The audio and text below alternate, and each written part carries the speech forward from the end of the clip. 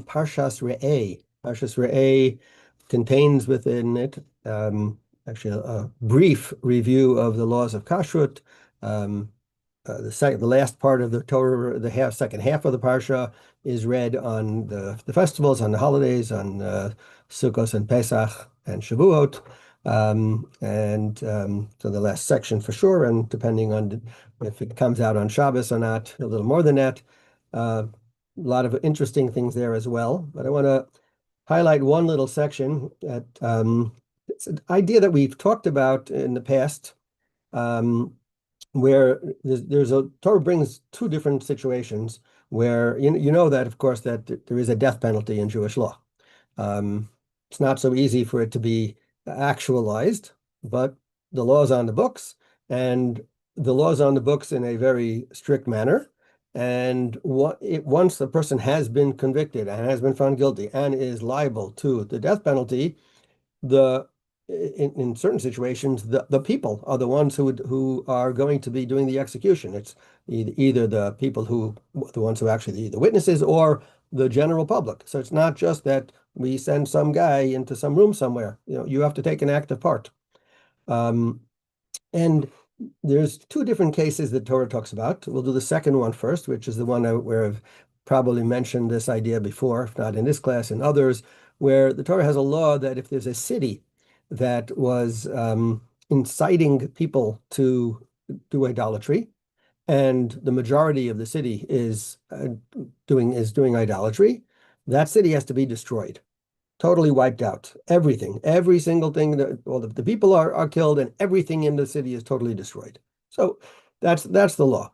The Torah didn't never actually happen, by the way. So again, for it to actually happen would be very complicated. But the law is on the books, and there the Torah mentions something about being merciful. That Hashem says that we will be. I will place mercy in you. That the idea of that you're going to do this thing, for example, the Orach Chaim comments on that, that here we're asking people to do an action. And we've mentioned this is what the thing that we've talked about many times is that when you do an action, so the action that you do has an effect on basically your insides, on your emotions, and how you're going to be feeling in the future. So if you do when you do nice things, when you continue to do good things, then you become that way.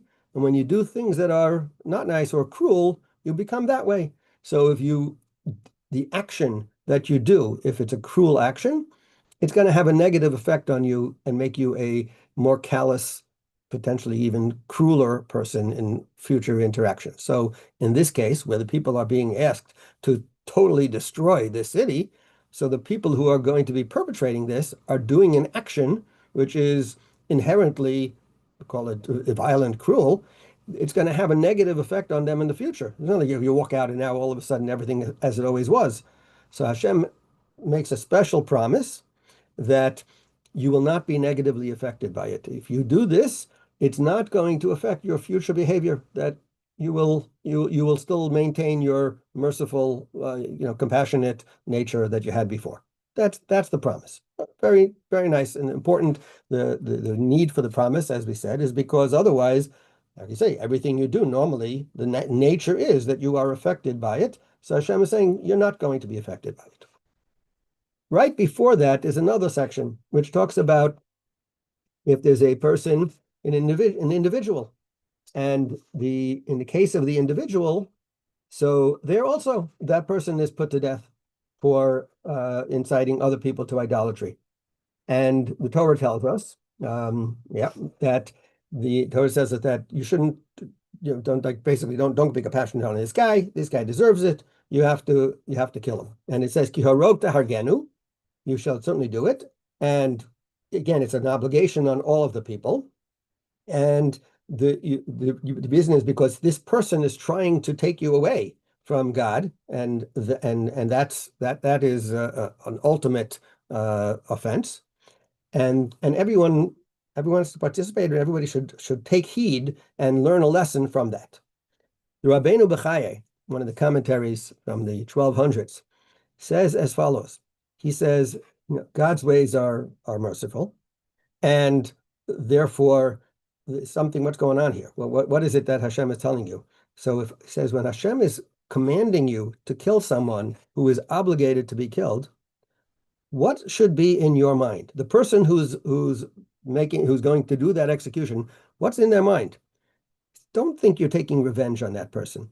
That is not the proper attitude. That, oh, this person deserves to be punished, and therefore I'm going to do that because they are, whatever they've done, and they're a bad person, and I'm going to take vengeance on them. So that's not the right thing. Because if you have that, then you will have that's still going to allow you to have that nature of cruelty, because I'm going to get this guy, right? That's your attitude. I'm taking vengeance. I'm doing against it. Therefore, he says, what your intention should be, I am having mercy on the other people who are going to be saved. I am having mercy on the people who will now not be negatively affected by this person. He was a murderer. I'm saving other people. I'm spiritually, in this case, saving other people. Whatever, I am having mercy on the other people. That should be in your mind. And therefore, the idea is that if you have in mind compassionate thoughts, that's not going to affect you and make you into a more cruel person from doing this act, because you've changed the act into a compassionate act. So in general, we'll take it out of that case because that case is not happening, right? We don't actually have, even though the law's on the books, it never happens. But in terms of daily life, it doesn't have to be a death penalty. It could be any type of a punishment, any type of thing where we're going against someone else. And truth of the matter is, it's in war. This is the thing.